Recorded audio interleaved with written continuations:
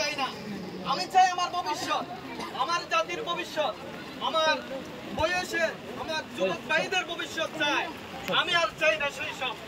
আমি জীবনের 26টি বছর কেটেছে পরিচয়হীন ভাবে। আমি আর এক মুহূর্ত শুধু বেঁচে থাকার জীবন চাই না। আমি কাজ করতে চাই, পরিবার করতে চাই, সমাজে অবদান রাখতে চাই। আমি চাই আমার আগামী প্রজন্ম যেন আমার মতো শরণার্থী পরিচয়ে বড় না হয়। বিশ্বকে বলার সময় এসেছে, আজ 20 জুন এই দিনটি শুধু স্মরণ করার জন্য নয়, বরং পদক্ষেপ নেওয়ার দিন। আমরা সবাই একসাথে বলি, রোহিঙ্গা কোনো সমস্যার নাম নয়, রোহিঙ্গা কোনো সমস্যার নাম নয়। রোহিঙ্গা একদিন জাতিত ইতিহাসের প্রতিনিধি, রোহিঙ্গারা একদিন জাতিত ইতিহাসের প্রতিনিধি। আমাদের যদি নিরাপদে ফিরতে না দেওয়া যায়, তাহলে বিকল্প পথ খুলে দিন। জীবনের জন্য, মর্যাদার জন্য, শান্তির জন্য বিকল্প রাস্তা আমাদের জন্য খুলে দিন। শেষ কথা, আমি কোথাও নেই, কিন্তু হারিয়ে যেতে চাই না। আমি আমার পরিচয় কোথাও নেই, কিন্তু আমি এই পৃথিবী থেকে হারিয়ে যেতে চাই না।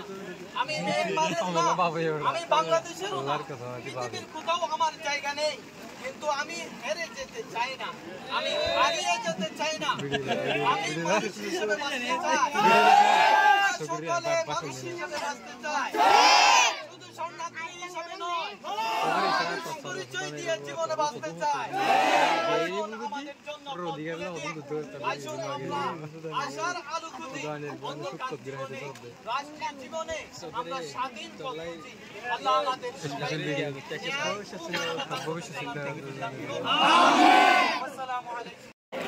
এই দেশে আশ্রয় নিয়েছিলেন, তখন তারা আশা করেছিলেন এটা কেবল কিছুদিনের ব্যাপার, কিন্তু আজ 3 দশক পেরিয়ে গেছে, আমি বড় হয়েছি, আমার জেনারেশন বড় হয়েছে শরণার্থী পরিচয় দিয়ে, এবং আজ আমি নিজের সন্তানদের জন্য উপায় পাই।